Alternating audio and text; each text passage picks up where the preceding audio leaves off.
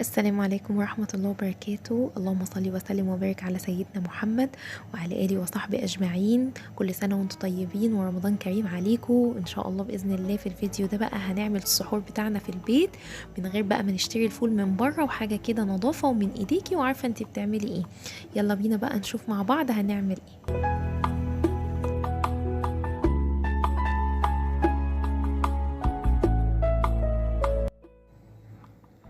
اول حاجه بقى جبت الفول بتاعي، نقيته وغسلته كويس.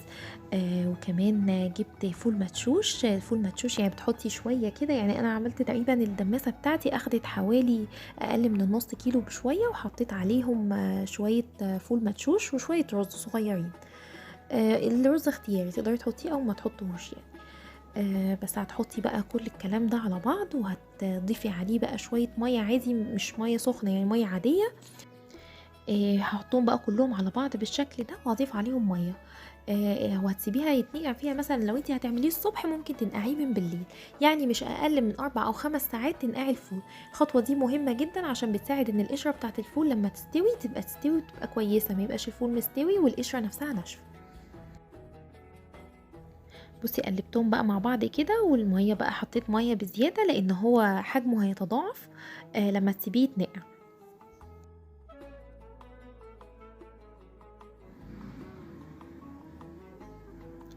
هنا بصي بقى بعد ما سبته حوالي يعني من بالليل للصبح كده حوالي 6 أو 7 ساعات، بصي حجمه تضاعف كده، وتحسي انه ايه، شرب ميه والفولة نفسها حجمها كبر. هنروح بقى على الدماسة بتاعتنا، هنحط بقى الفول اللي احنا نقعناه في الدماسة بالشكل ده، وهتحطي كمان معاه بقى حوالي مثلا طماطمتين. الطماطم دي خطوة مهمة قوي برضو، بتساعد كده على ان الفول يفضل لونه فاتح كده وجميل، ومش بتغير طعمه خالص. هنا خلاص حطيناه بقى في الدماسه بالشكل دوت. بصي انت تقدري تقللي عن الكميه دي، لان انا الكميه دي حسيت ان هي زياده شويه على الدماسه، ممكن تقللي عن كده شويه. وحطيت الطماطم فوقيها. هنروح بقى على النار. احنا طبعا حطينا عليه ميه بقى وغطيناه بالميه. هنروح بقى على نار عاليه. هتحطي الفول بتاعك، وهيبقى معاكي بالشكل ده. تسيبيه على نار عاليه لحد ما يبدا في الغليان، وبعد كده هنبدا نوطي عليه.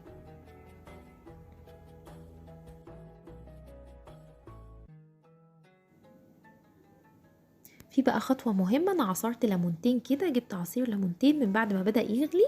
هضيف عليه بقى عصير ليمونتين، ده هيخلي ريحته حلوة قوي، وكمان هيخلي لونه فاتح. فمهمة قوي الخطوة دي، اوعي تنسيها.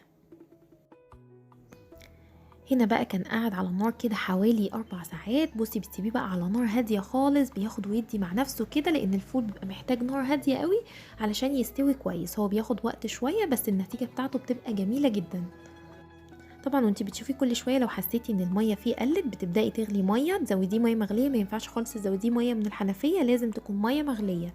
مهمه قوي علشان تحافظ على درجه حراره الفول، ما يرجعش يهبط تاني وهتلاقيه غمق معاكي لو زودتيه ميه من الحنفيه.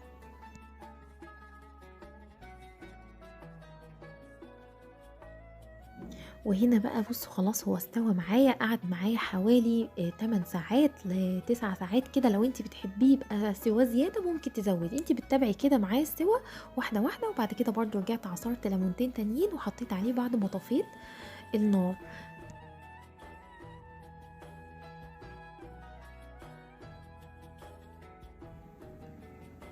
دلوقتي بقى احنا هنبدأ بقى نحطه في الأكياس بتاعتنا، ونسيبه يبرد خالص في الأكياس، وبعد كده ندخله في الفريزر، وهيبقى جاهز معاكي كده على السحور، تطلعيه وتفكيه وهيبقى هايل. وهتشوفي بقى برضو انا خدت منه طبق كده، ما ينفعش تبقى قدرة الفولة قدامي وهي سخنة وما اعملش طبق فول حلو منها كده. هنشوفه مع بعض.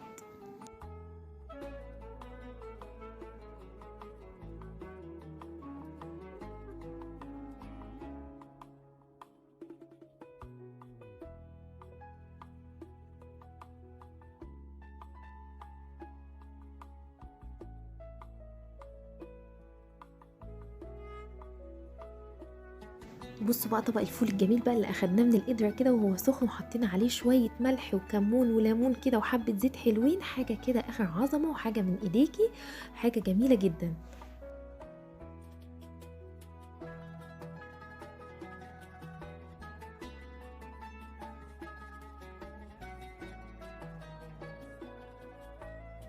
في نهايه الفيديو بتمنى يكون الفيديو عجبك. متنسيش بقى تعملي لايك على الفيديو كتير عشان ناس كتير تستفيد منه، وتعملي اشتراك في القناه علشان يوصلك كل جديد.